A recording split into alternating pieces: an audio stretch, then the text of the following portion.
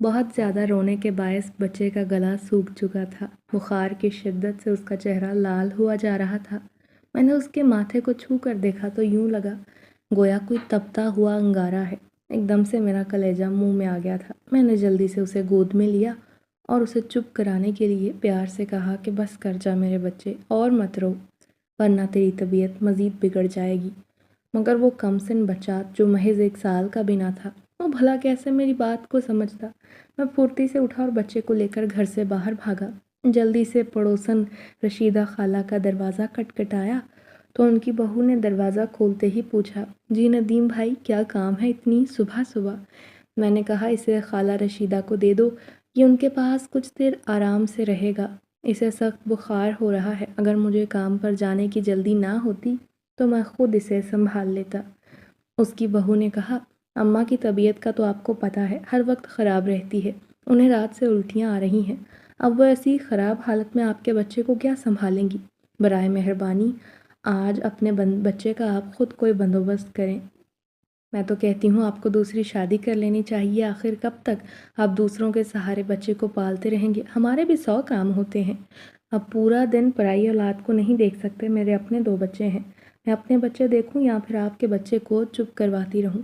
اماں تو بستر سے لگی ہیں۔ رشیدہ خالہ کی بہو کی یہ باتیں سن کر میں تو سکتے میں آ گیا تھا۔ آج تک انہوں نے مجھے کبھی ایسی باتیں نہ سنائی تھی، مگر ان کی بہو نے ان کی غیر موجودگی میں اپنی ساری بھڑاس نکال دی تھی اور پھر ٹھک سے دروازہ بند کر دیا تھا۔ میں مجبوراً بچے کو ساتھ کھیتوں میں لے آیا تھا، وہ روتا جا رہا تھا۔ میری مجبوری یہ تھی کہ میرا کام مسلسل مزدوری والا تھا، ایک جگہ ٹک کر میں بیٹھ نہیں سکتا تھا۔ کھیتوں میں ہل چلانے کے بعد جانوروں کو چارہ ڈالنا اور پھر فصل کاٹنا، یہ کام میرے کرنے کے تھے۔ یہاں کھیتوں کا مالک بہت سخت مزاج اور غصے والا تھا، میں کوئی رسک نہ لینا چاہتا تھا۔ میں احمد کو ایک گھنے درختوں کی چھاؤں میں چھوٹی سی چٹائی پر لٹا کر کام میں لگ گیا۔ بہت دیر بعد جب کام سے فارغ ہوا تو مجھے اس درخت کی طرف سے کوئی آواز نہ آئی۔ پھر احمد کے رونے کی آواز آنا بند ہو گئی تو مجھے حیرت ہوئی کہ یہ اپنے آپ کیسے چپ ہو گیا ہے۔ میرے ذہن میں کچھ دیر برے خیالات آنے لگے۔ کھیتوں میں تو سانپ، خطرناک کیڑے مکوڑے موجود ہوتے ہیں۔ میں پوری رفتار سے بھاگا اور جب درخت کے قریب جا کر سامنے کا منظر دیکھا تو میرے پیروں تلے سے زمین نکل گئی، کیونکہ احمد کو کسی عورت نے اپنی گود میں لٹایا ہوا تھا اور اس کے سر میں ہاتھ پھیر رہی تھی۔ مجھے بہت حیرانی ہوئی کہ میرا بچہ اس انجان عورت کی گود میں پرسکون کیسے لیٹا ہے۔ اسے تو خاموش کروانے میں رشیدہ خالہ کو اتنا وقت لگ جاتا ہے، جن کے ساتھ یہ پیدائش کے وقت سے عادی تھا، تو اب یہ کیسے چپ ہو گیا؟ میں اس سے پہلے ان کے قریب جا کر پوچھتا کہ آپ کون ہیں، مگر اس سے پہلے ہی وہ عورت پرسکون سو رہے احمد کو چٹائی پر لٹا کر آرام سے وہاں سے نکل گئی۔ مجھے شدید حیرت نے آن گھیرا کہ وہ کون تھی، کہاں سے آئی تھی۔ اس کے بعد میں نے سر جھٹک کر جب احمد کو اٹھایا تو وہ بالکل ٹھیک تھا، اس کا بخار پراسرار طور پر بالکل غائب ہو چکا تھا۔ یہ بات میرے لیے غیر معمولی تھی، کیونکہ آج تک میں اسے کتنی ہی ڈاکٹر کی دوائیاں پلا چکا تھا، مگر وہ کبھی یوں ایک دم سے ٹھیک نہ ہوا تھا۔ مگر آج اس عورت کی گود میں آتے ہی خاموش ہو گیا تھا۔ اب نہ جانے میری زندگی میں کون سا موڑ آنے والا تھا۔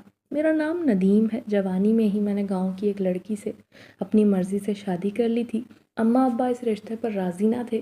انہوں نے مجھے دھمکی بھی دی تھی کہ اگر تو نے یہ شادی کی تو ہم سے برا کوئی نہ ہوگا، مگر مجھ پر تو چاہت اور محبت کا جنون سوار تھا کہ مجھے اپنی بیوی سائمہ کے سامنے اور کچھ دکھائی نہ دیتا۔ میں نے اسی وقت سوچ لیا تھا کہ شادی کروں گا تو اسی سے کروں گا، مگر میرے گھر والے میری شادی کسی امیر لڑکی سے کروانا چاہتے تھے تاکہ ان کے حالات بہتر ہو سکیں۔ میری اماں کے مسلسل انکار پر آخرکار میں نے سائمہ کو گھر سے بھگا کر نکاح کر لیا۔ میں سمجھ رہا تھا کہ ایک بار شادی ہو گئی تو اماں خود ہی مجھے اور میری بیوی کو قبول کر لیں گی، مگر میرے گھر والے تو میرے مزید خلاف ہو گئے تھے، مجھ سے رشتے ناطے توڑ دیے اور ہمیں گھر سے نکال دیا۔ میں سائمہ کو لے کر قریبی گاؤں آ گیا، وہاں سستا سا کرائے کا مکان لے کر رہنے لگا اور خود کھیتوں میں کام کرنے لگا تاکہ اخراجات پورے ہو سکیں۔ سائمہ آس پڑوس کے لوگوں کے کپڑے سلائی کرتی، مگر پھر جب کچھ عرصے بعد اس کے امید سے ہونے کی خبر آئی تو وہ اکثر بیمار رہنے لگی تھی۔ میرے پاس اتنا پیسہ بھی نہ تھا کہ اسے ڈاکٹر کے دکھا سکوں۔ میری ساری کمائی گھر کے کرائے اور ایک وقت کی روٹی کے خرچے میں لگ جاتی۔ میں اپنی پیاری بیوی کی دن بدن بگڑتی حالت کی وجہ سے بڑا پریشان رہنے لگا تھا۔ کیونکہ میں نے بہت ساری عورتوں کو دیکھا تھا جن کے بچے ہوتے ہوئے ان میں سے کسی کی ایسی حالت نہ ہوتی۔ اکثر صائمہ راتوں کو تکلیف سے کراہتی۔ میں نے دائی کو دکھایا، اس کا کہنا تھا کہ جسمانی لحاظ سے ماں بچہ ٹھیک ہے، مجھے کچھ سمجھ نہیں آتی کہ آخر اسے ہوا کیا ہے۔ دیکھتے ہی دیکھتے صائمہ کی آنکھوں کے گرد سیاہ حلقے پڑ گئے تھے۔ خوراک کی کمی کی وجہ سے رنگ پیلا زرد ہو گیا تھا، اور ہر وقت وہ یہی کہتی کہ مجھے رات کے وقت کچھ سائے دکھائی دیتے ہیں، مگر میں یہ کہہ کر اسے ہمیشہ ٹال دیا کرتا تھا کہ یہ تمہارا وہم ہے صائمہ، ایسا کچھ نہیں، تمہیں سر درد کی وجہ سے ایسا محسوس ہوتا ہوگا۔ مگر وہ ہر بار یہی کہتی، ندیم میرا یقین کرو، جب سے میں اس گھر میں آئی ہوں مجھے کچھ عجیب سے کالے سائے دکھائی دیتے ہیں، وہ مجھے ڈرانے کی کوشش کرتے ہیں۔ میں جھوٹ نہیں بول رہی، تمہیں میری باتوں کا یقین کرنا ہوگا۔ اور پھر وہ وقت بھی آن پہنچا جب صائمہ نے ایک پیارے بچے کو جنم دیا، مگر اس کی پیدائش کے وقت ہی مجھ پر قیامت ٹوٹ پڑی کہ میں نے اپنی جان سے عزیز بیوی کو کھو دیا تھا۔ وہ زچگی کے دوران صحیح خوراک اور ذہنی اذیت کی وجہ سے انتقال کر گئی تھی۔ یہ صدمہ اتنا سنگین تھا کہ چند دن تک مجھے اپنا ہوش نہ رہا، نہ مجھے اپنے بچے کی ہوش تھی کہ جو اتنے دن سے پیدا ہوا وہ کس حال میں ہے۔ آخر 4 دن بعد پڑوسن خالہ رشیدہ میرے پاس آئی، ان کے پاس نومولود بچہ تھا۔ انہوں نے میری گود میں دیتے ہوئے کہا، ندیم بچے کو دیکھ، یہ تیری بیوی کی آخری نشانی ہے، اس بچے کو تو اپنی شفقت سے محروم نہ کرنا، ویسے ہی پیدا ہوتے ساتھ ہی یہ ماں کی ممتا سے محروم ہو گیا ہے، اب اسے باپ کے پیار کی کمی نہیں ہونی چاہیے۔ میں نے بچے کا نام احمد رکھا تھا، وہ ہو بہو میری بیوی صائمہ جیسا دکھتا تھا، مجھے وہ جان سے زیادہ عزیز تھا، مگر نہ جانے کیوں پیدائش کے بعد سے ہی وہ بہت روتا تھا، ہر دوسرے دن اسے بخار ہو جاتا۔ گاؤں کے کلینک میں بھی دکھایا تھا، اس ڈاکٹر نے کہا تھا یہ بالکل ٹھیک ہے، نہ جانے ایسی کیا وجہ تھی کہ وہ بلک بلک کر روتا۔ میں کام پر جاتے اکثر اسے خالہ رشیدہ کے حوالے کر دیتا۔ وہ نیک دل بوڑھی خاتون تھیں جن کی اکثر اپنی طبیعت بھی ناساز رہتی، مگر اس کے باوجود آج تک انہوں نے مجھے انکار نہ کیا تھا۔ بس اکثر وہ یہ کہتی کہ بیٹا تو دوسری شادی کیوں نہیں کر لیتا، تیرے بچے کو ماں کی گود کی ضرورت ہے جو اس کی ہر ضرورت کا خیال رکھے، ایسے تو یہ بچہ بہت بیمار کمزور ہو جائے گا۔ ان کی بات اپنی جگہ ٹھیک تھی، مگر میں کہتا خالہ میری مجبوری ہے، میں صائمہ کی جگہ کسی دوسری عورت کو نہیں دے سکتا، اور مجھے اچھے سے پتہ ہے سوتیلی ماں کبھی بھی پرائے بچے کو ماں کا پیار نہیں دے سکتی، اور میں اپنے بچے کے ساتھ ناانصافی نہیں ہونے دے سکتا۔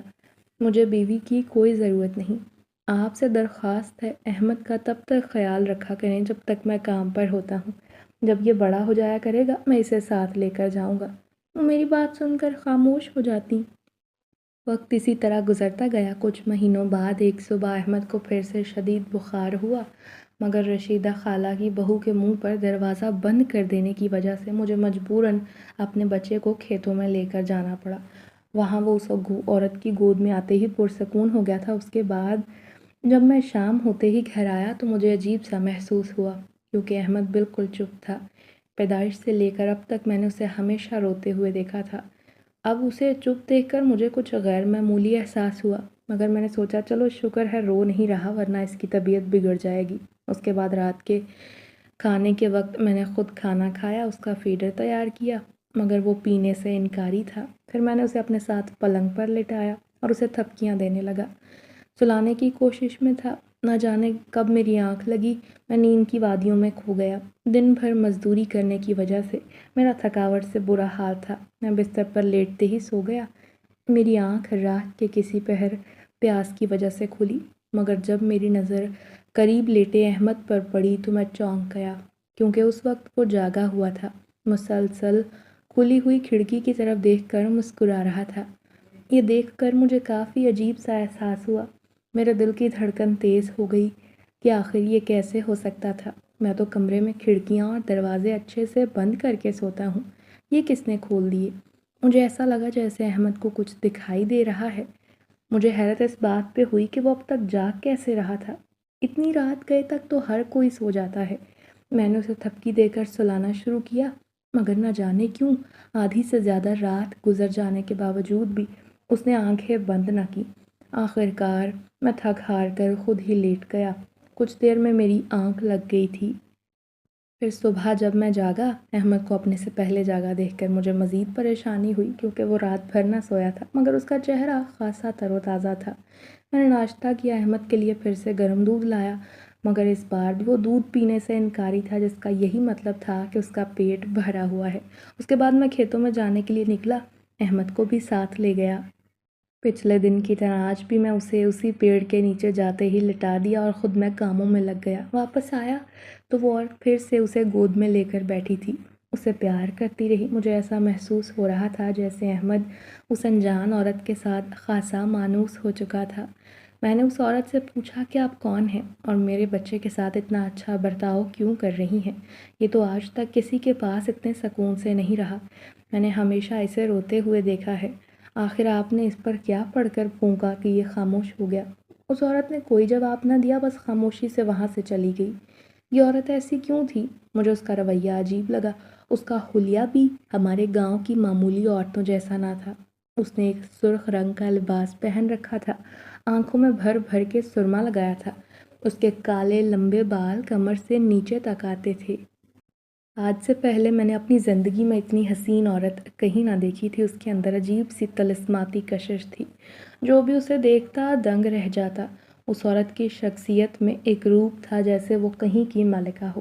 اس کا قیمتی لباس اور زیور بہت شاہانہ تھا۔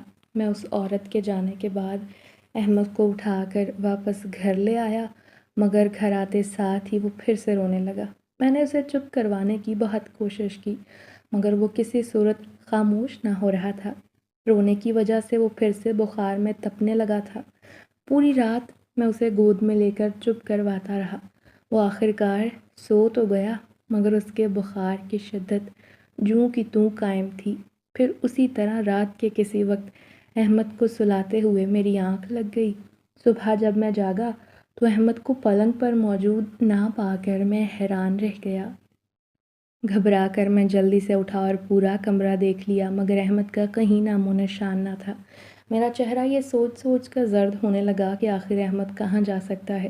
میں نے فوراً باہر کی صحن کی طرف دوڑ لگائی، مگر جب سامنے نظر پڑی چارپائی کے اوپر تو مجھ پر حیرتوں کے پہاڑ ٹوٹ پڑے، کیونکہ وہ سکون سے سویا تھا۔ باہر کا دروازہ کھلا ہوا تھا۔ میں سوچنے لگا کہ آخر گھر پر کون آیا تھا، جبکہ میں تو دروازہ بند کر کے سویا تھا۔ میں نے بھاگ کر اس کے قریب جا کر دیکھا، اسے گود میں اٹھایا۔ بخار کافی حد تک ٹھیک ہو گیا تھا۔ پھر جا کر خالہ رشیدہ سے پوچھا کہ کہیں آپ تو گھر پر نہیں آئی تھیں، مگر انہوں نے کہا، ارے ندیم پتر، میں تو خود اتنے دن سے بستر سے لگی ہوں، میرے اندر خود کو سنبھالنے کی ہمت نہیں تو بچے کو کیسے چپ کرواتی۔ میں چپ چاپ واپس آ گیا تھا۔ احمد کو کھیتوں میں لے آیا، مگر وہ پھر سے رونے لگا۔ میں وہیں کھڑا ہو کر اسے چپ کروانے کی کوشش کرنے لگا۔ کچھ فاصلے پر مالک کھڑا مجھے سخت نظروں سے گھور رہا تھا، مگر میرے ہاتھ پاؤں پھولے ہوئے تھے۔ ایک طرف میرا روتا بلکتا بچہ تھا، دوسری طرف میری نوکری۔ آخر جب مالک کی برداشت جواب دے گئی، وہ دندناتا ہوا میرے پاس آیا اور چلاتے ہوئے بولا، ندیم، اگر تو نے پورا دن کام پر بھی اپنے بچے کو گود میں سنبھالنا ہے تو بہتر ہے کل سے تو کام پر نہ آنا، گھر بیٹھ کر یہ کام کر، کیونکہ میرے پاس مزدوروں کی کمی نہیں جو میں تو جیسے ہڈ حرام پر پیسے ضائع کرتا پھروں۔ میں اس کے منہ سے یہ بات سن کر گھبرا گیا، اس کے سامنے ہاتھ جوڑے کہ تھوڑا ترس کھائیں، میں بس کام شروع کرتا ہوں، ایک موقع دیں۔ انہوں نے غصے سے کہا، یہ تیرے پاس آخری موقع ہے، اگر تو نے اپنا کام پورا نہ کیا تو پھر کل سے تجھے یہاں آنے کی ضرورت نہیں۔ میں نے اس بات میں سر ہلایا۔ انہوں نے آج مجھے سزا کے طور پر دیر تک کام کرنے کا حکم دے ڈالا تھا۔ احمد کو وہیں میں نے درخت کے نیچے لٹا کر کام شروع کیا۔ کام کرتے اتنی دیر ہو گئی کہ شام کے سائے ہر طرف پھیل گئے، اندھیرا چھا گیا تھا۔ مجھے ایک دم سے بچے کا خیال آیا۔ جو ہی اس کے قریب گیا، اسے بلک بلک کر روتے دیکھ کر میرا دل مٹھی میں آ گیا تھا۔ وہ یوں رو رہا تھا جیسے کسی چیز کو دیکھ کر خوف زدہ ہو۔ میں نے جب اسے قریب جا کر دیکھا تو اس کے سر کے اوپر کالے رنگ کے چمگادڑوں کا جھنڈ اڑ رہا تھا۔ انہی کے شور سے وہ ڈر کر رونے لگا تھا۔ میں نے ایک ڈنڈا اٹھایا، انہیں بھگانے کی کوشش کی، مگر ان کی سرخ آنکھیں دیکھ کر مجھے بھی کچھ خوف آیا، کیونکہ وہ معمولی چمگادڑوں جیسی نہ لگ رہی تھی۔ وہ مسلسل احمد کو خوفزدہ کرنا چاہتی تھی۔ وہ معصوم تو ان کی بھیانک شور سے کانپ رہا تھا۔ میں نے اسے چپ کروانے کی بڑی کوشش کی، مگر وہ تھا کہ خاموش ہونے کا نام نہ لے رہا تھا۔ پھر اسے کام مکمل کرنے کے بعد میں گھر لے آیا۔ کافی دیر بہلا پھسلا کر آخرکار وہ سو گیا تھا، تو میں اسے کمرے میں لٹا کر باورچی خانے میں آ گیا تھا تاکہ کھانے کا بندوبست کر سکوں۔ مگر ابھی یہاں آئے تھوڑی دیر ہوئی تھی تو قدموں کی آہٹ محسوس ہوئی۔ مجھے لگا میرا وہم ہے، مگر تھوڑی دیر بعد سیڑھیوں کی طرف سے آوازیں آنے لگی، تو اب مجھے لگا واقعی وہاں کوئی موجود ہے۔ میں نے چولہے کو بند کیا اور کمرے کی طرف گیا، مگر جوں ہی کمرے میں قدم رکھا میری نظر سیاہ ہیولے پر گئی جو کہ کمرے میں آتے ہی کھڑکی سے باہر نکل گیا تھا۔ میں نے چلاتے ہوئے کہا، کون ہو تم؟ رکو، میرے گھر میں بغیر اجازت کے کس لیے آئے ہو؟ مگر وہ وہاں سے غائب ہو چکا تھا۔ میں نے احمد کو روتے ہوئے دیکھا، اس کے چہرے پر انگلیوں کے نشان تھے، جیسے اس کے منہ کو کسی نے سختی سے دبوچا ہو۔ مجھے اپنے بچے پر بے ساختہ ترس آیا۔ آخر کون تھا یہ جو میرے معصوم بچے کے پیچھے ہاتھ دھو کر پڑ گیا تھا؟ میرے بھلا چھوٹے سے بچے نے کسی کا کیا بگاڑا تھا؟ یہ تو ابھی ٹھیک سے چلنا بھی شروع نہ ہوا تھا۔ میرا دل گواہی دے رہا تھا کہ کچھ پراسرار معاملہ ہے، یقیناً کسی اندیکھی طاقت کا ہاتھ ہے اس معاملے میں۔ آج احمد کو کام پر لے کر نہیں جا سکتا تھا کیونکہ مالک نے سختی سے منع کر رکھا تھا، کیونکہ اسے اپنے کام میں نقصان برداشت نہیں۔ سوچ سوچ کر دماغ پھٹا جا رہا تھا کہ بچے کو کس کے پاس چھوڑوں۔ پھر میرے ذہن میں اسی انجان عورت کا خیال آیا جس کے پاس جاتے ہی احمد پرسکون ہو جاتا تھا۔ مگر نہ جانے اتنے دنوں سے وہ کہاں تھی۔ میں نے اسے پچھلے 3 دن سے نہ دیکھا تھا، نہ ہی وہ کھیتوں میں آئی تھی۔ خیر، میں احمد کو گود میں لیے گھر سے نکلا اور کھیتوں کے راستے کی طرف چل پڑا۔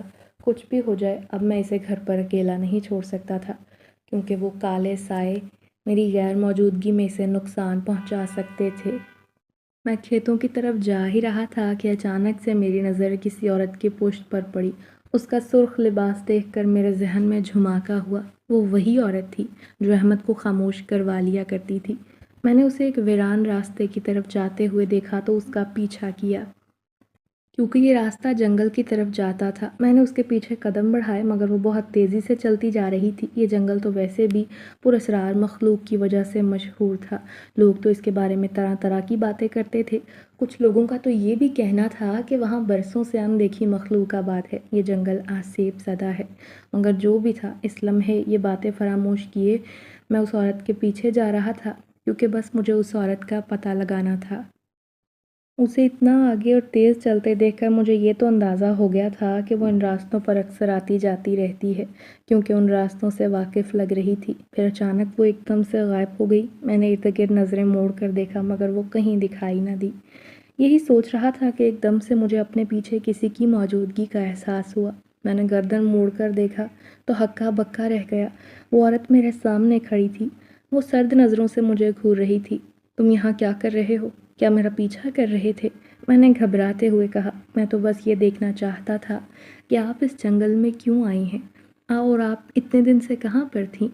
احمد بہت پریشان تھا۔ میں نے اکثر اس کے ارد گرد کچھ پراسرار سائے منڈلاتے ہوئے دیکھے ہیں۔ میں اسے کسی دوسرے کے سہارے چھوڑ نہیں سکتا۔ اس نے میری بات سن کر کہا، تمہیں اپنے بیٹے کا خود خیال رکھنا ہوگا۔ کوشش کرو کہ اسے اکیلا مت چھوڑو، ورنہ اس کا انجام بہت برا ہوگا۔ کیا مطلب ہے آپ کی باتوں کا؟ آخر میں اسے اکیلا کیوں نہیں چھوڑ سکتا؟ کیا وجہ ہے؟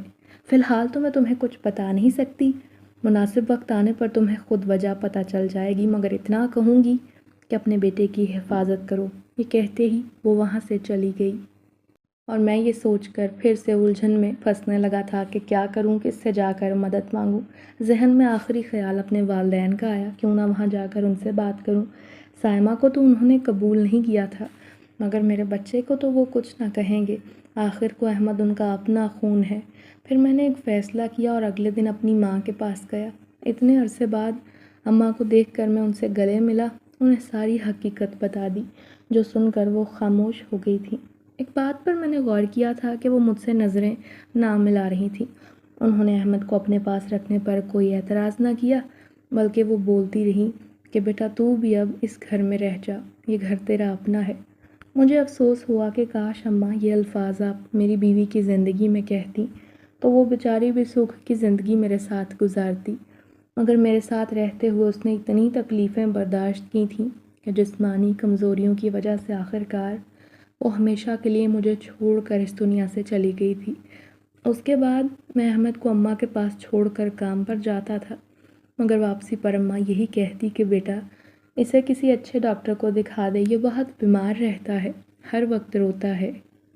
میں نے اماں سے کہا کہ میں اسے بہت سارے ڈاکٹروں کو دکھا چکا ہوں، سب ڈاکٹر یہی کہتے ہیں کہ یہ بالکل ٹھیک نہیں۔ اماں نے کہا میں کل اسے گاؤں کے پیر کے پاس لے کر جاؤں گی، ہو سکتا ہے اس کے پاس کوئی علاج ہو، مگر میں نے یہ سنتے ہی انکار کر دیا۔ اماں میں نے لوگوں سے پیر کے بارے میں بہت ساری عجیب باتیں سنی ہیں، وہ تو بس پیسے کا پجاری ہے، وہ کالا علم کر کے لوگوں سے پیسے بٹورتا ہے، میں کبھی اپنی اولاد کو اس گھٹیا پیر کے پاس نہیں جانے دوں گا۔ میں نے دیکھا میری بات سنتے ہی اماں کے چہرے پر پسینے کے قطرے نمودار ہو گئے تھے۔ مجھے ایسے لگا جیسے وہ کچھ پریشان ہے۔ میں نے پوچھا کیا ہوا اماں، آپ ٹھیک تو ہے نا؟ ہاں بیٹا، تو کہتا ہے تو نہیں لے کر جاؤں گی احمد کو ان کے پاس۔ پھر اس سے اگلے دن میرا بیٹا بخار میں تپ رہا تھا، رات بھر روتا رہا، نیند میں بھی جاگ جاتا تھا، خوف سے سفید پڑ جاتا جیسے اس نے کچھ بے حد بھیانک دیکھ لیا ہو۔ میرا دل اپنے بیٹے کی یہ حالت دیکھ کر خون کے آنسو روتا۔ مالک سے ایک دن کی چھٹی لے کر میں احمد کو اس جنگل کی طرف لے کر آ گیا تھا تاکہ اس عورت کو تلاش کر سکوں۔ بہت آگے جا کر جنگل کے بیچوں بیچ وہ عورت ایک درخت کے پاس بیٹھی ہوئی نظر آئی۔ میں نے کہا کہ آپ میرے بیٹے کو کچھ دیر کے لیے سنبھال سکتی ہیں؟ یہ کل رات سے بیمار ہے، مجھے ڈر ہے کہ کہیں میں اسے کھو نہ دوں۔ میری آواز سن کر وہ عورت فوراً مڑی اور میرے ہاتھ سے احمد کو لے لیا۔ اس کے گود میں لینے کی دیر تھی، حیرت انگیز طور پر احمد خاموش ہو گیا تھا۔ کچھ ہی دیر میں مسکرانے لگا۔ میں نے حیران ہوتے ہوئے پوچھا کہ آخر آپ کے پاس ایسی کون سی طاقت ہے جو یہ چپ ہو جاتا ہے؟ اس عورت نے کہا میں نے تمہیں کہا تھا کہ اپنے بچے کا خوب خیال رکھنا، مگر تم نے پھر بھی اسے اکیلا چھوڑ دیا۔ میں نے اس عورت سے پوچھا آخر آپ مجھے بتا کیوں نہیں دیتی کہ اس کے ساتھ مسئلہ کیا ہے، کیوں احمد ہر وقت بیمار رہتا ہے؟ تو وہ عورت کہنے لگی میں تمہیں بتا دوں گی، مگر تمہیں حوصلے سے کام لینا ہوگا، مجھے اب جاننا ہے آخر میرے بچے کی ایسی حالت کیوں ہے۔ وہ عورت کہنے لگی تمہارے بیٹے کے اوپر ایک 100 سال پرانی آتما کا سایہ ہے، وہ اسے اکیلے دیکھ کر اس کے سامنے آتی ہے اور اسے خوف زدہ کرتی ہے، اور خوف زدہ ہونے کے باعث تمہارے بیٹے کو بخار ہو جاتا ہے۔ یہ بات سن کر میرا چہرہ لٹھے کی طرح سفید پڑ گیا تھا۔ مگر آپ یہ کیسے کہہ سکتی ہیں؟ میں نے تو آج تک کسی کو نہیں دیکھا، وہ بہت طاقتور ہے جو کہ صرف احمد کو دکھائی دیتی ہے۔ اس عورت کی بات سن کر میرے ذہن میں وہ سیاہ سایہ لہرا گیا تھا اور چمگادڑوں کا وہ جھنڈ جو اس رات کھیتوں میں میرے بچے پر منڈلا رہی تھیں۔ اس کے بعد احمد کے منہ پر جو انگلیوں کے نشانات تھے، ایک ایک کر کے وہ واقعات میری نظروں کے سامنے گھومنے لگے۔ اس کا مطلب یہ عورت جو کچھ بھی کہہ رہی تھی سچ تھا۔ میں نے اس عورت سے پوچھا اب مجھے کیا کرنا ہوگا کہ وہ آتما میرے بچے کی جان چھوڑ دے؟ تو وہ کہنے لگی یہ اتنی آسانی سے ممکن نہیں، مگر میں تمہیں ایک تعویذ دے رہی ہوں، اسے احمد کی گلائی پر باندھ دینا۔ میں نے اس سے پوچھا آخر یہ آتما میرے بچے کے پیچھے کیسے لگ گئی؟ یہ تو جب سے پیدا ہوا تب سے ایسا ہے، ہر وقت بیمار رہتا ہے۔ یہ تو بہت بڑا راز پوشیدہ ہے، مگر میں تمہیں فی الحال نہیں بتا سکتی، ورنہ تم وہ صدمہ برداشت نہیں کر پاؤ گے، کیونکہ تمہاری بیوی پر کسی نے کالا جادو کروایا تھا۔ جب وہ امید سے ہوئی، اس کے ساتھ ساتھ اس جادو کا اثر تمہارے بچے پر ہو گیا، اسی وجہ سے تمہاری بیوی کی موت ہو گئی، کیونکہ وہ کالے سائے ہر لمحے تمہاری بیوی کو خوف زدہ کرتے رہتے تھے۔ اس کی بات سن کر مجھے سائمہ کی باتیں یاد آنے لگی، جب وہ مجھ سے کہا کرتی تھی کہ ندیم مجھے اپنے ارد گرد کالے سائے نظر آتے ہیں، مگر میں ہمیشہ اس کی بات جھٹلا دیا کرتا تھا کہ شاید بیماری کی وجہ سے وہ ایسی بہکی بہکی باتیں کرتی ہے۔ میری آنکھوں میں سائمہ کی تکلیف کا سوچ کر آنسو آ گئے تھے اور میں پھوٹ پھوٹ کر رونے لگا۔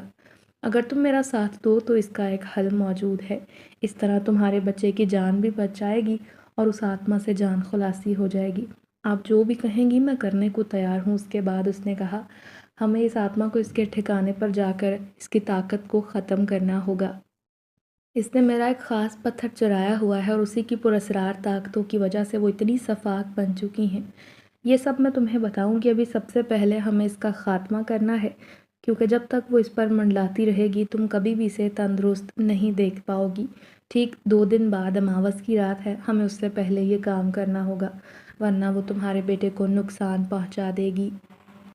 کل رات تم شام ہونے سے پہلے یہاں احمد کو لے کر آ جانا، فی الحال تم گھر جاؤ کیونکہ شام کے وقت تم دونوں کا گھر سے باہر رہنا خطرے سے خالی نہیں۔ میں فوراً اپنے بیٹے کو لے کر گھر کی طرف چل پڑا۔ پورا راستہ ایسا لگتا رہا جیسے کوئی اندیکھی طاقت میرا پیچھا کر رہی ہے۔ میں مسلسل آیت الکرسی پڑھ کر چلتا جا رہا تھا، جس کی وجہ سے وہ پراسرار آہٹ محسوس ہونا بند ہو گئی۔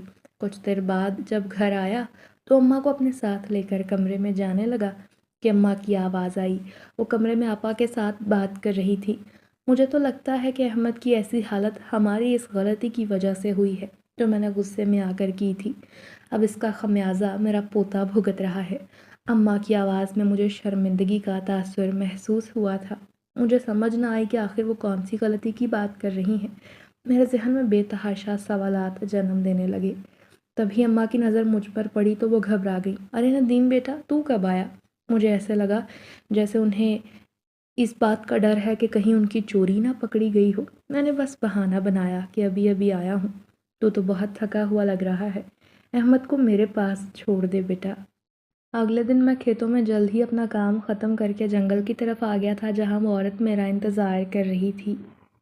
مجھے دیکھتے ہی وہ کہنے لگی کہ احمد کو میری جھونپڑی میں چھوڑ کر جائیں گے۔ میں نے کہا ایسا کیسے ہو سکتا ہے؟ میں اپنے بچے کو اتنے سنسان جنگل میں اکیلا چھوڑ کر آخر کیسے چلا جاؤں؟ اگر اس کو کسی جنگلی جانور نے نقصان پہنچا دیا تو میں کیسے اسے بچا سکوں گا؟ وہ کہنے لگی میں نے اپنی جھونپڑی کے گرد ایک حفاظتی حصار بنا دیا ہے جس کی وجہ سے کوئی بھی جانور یا کالا سایہ جھونپڑی کے قریب بھٹک نہیں سکتا۔ میں نے اس عورت کی آنکھوں کی طرف دیکھا جو لال انگارہ ہو رہی تھی۔ نہ جانے ان میں ایسی کون سی کشش تھی کہ میں نے اس کی بات پر اعتبار کر لی اور اپنے معصوم بچے کو اللہ کے سپرد کر کے اس عورت کے ساتھ چلنے پر راضی ہو گیا تھا۔ وہ مجھے جنگل کے مختلف راستوں سے گزار کر لے آتی ہوئی ایک ویران جگہ لے آئی تھی۔ اس عمل کے دوران ہمیں تقریباً 2 گھنٹے لگ گئے کیونکہ یہ جگہ آبادی سے بہت دور تھی۔ میں نے پوچھا یہاں تو کوئی گھر نہیں؟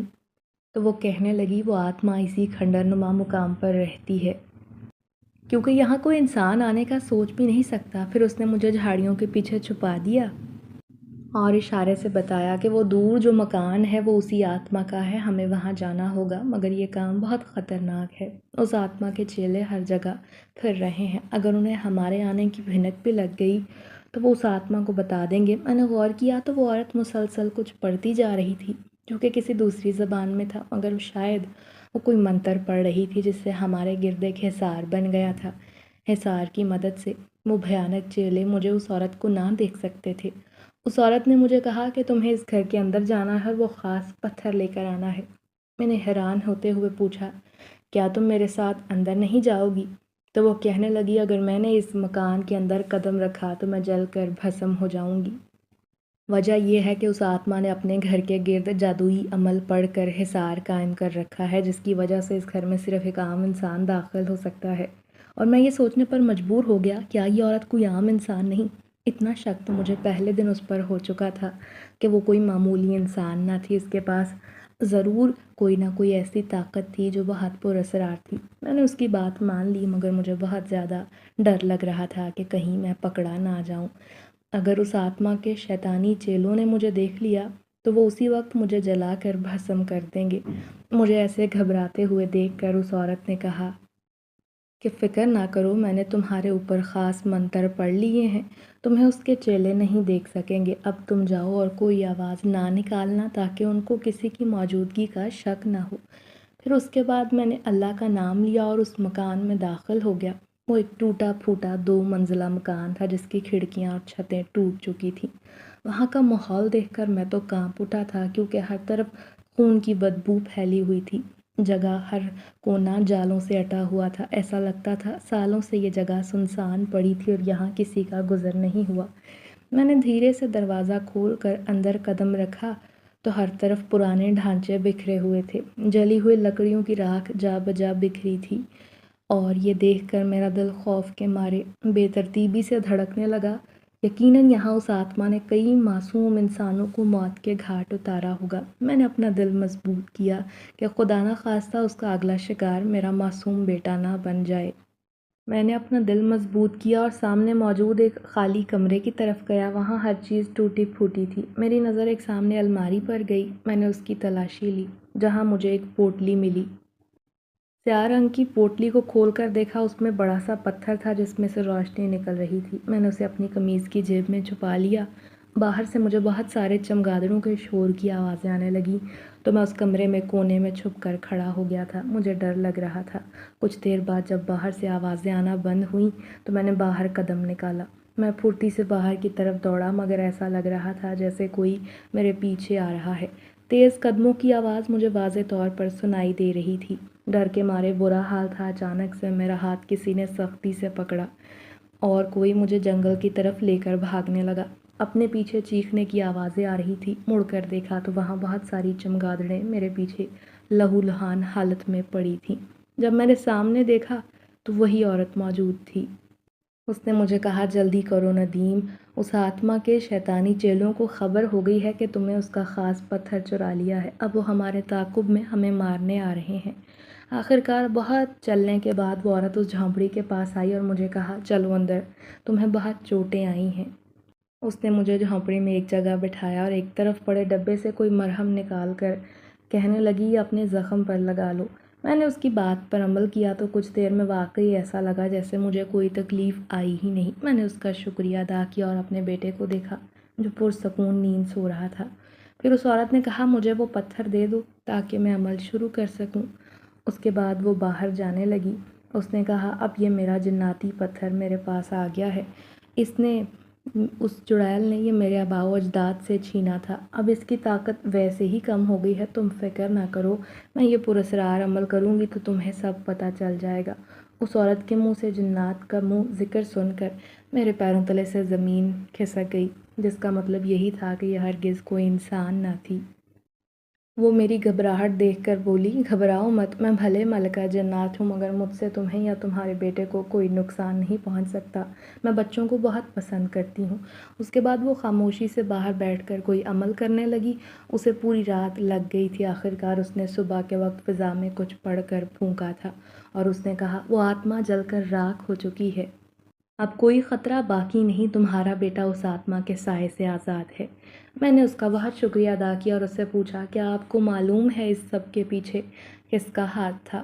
کس نے میری بیوی پر جادو کروایا؟ تو اس نے کہا، یہ سب تمہاری ماں نے اس گھٹیا پیر کی مدد سے کروایا تھا تاکہ تم اپنی بیوی کی جان چھوڑ دو، مگر جب ان کا مقصد کامیاب نہ ہوا تو وہ دونوں مایوس ہو گئے۔ یہ سنتے ہی میرے کان سائیں سائیں کرنے لگے۔ ملکہ جنات نے مجھے ڈھیر ساری دولت دی اور کہا، یہ تمہارے کام آئے گی، یہ میری طرف سے انعام سمجھ کر رکھ لو۔ اور وہ اپنی دنیا میں اپنا قیمتی پتھر لے کر لوٹ گئی۔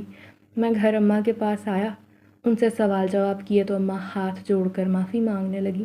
میں نے آخرکار دل پر پتھر رکھ کر انہیں معاف کر دیا، کیونکہ جو ہونا تھا ہو چکا تھا۔ میری بیوی، جان سے پیاری سائمہ، مجھ سے بچھڑ چکی تھی جو اب لوٹ کر نہیں آ سکتی تھی، پر میں اپنے بیٹے کے ساتھ ایک پرسکون زندگی کا آغاز کر چکا تھا۔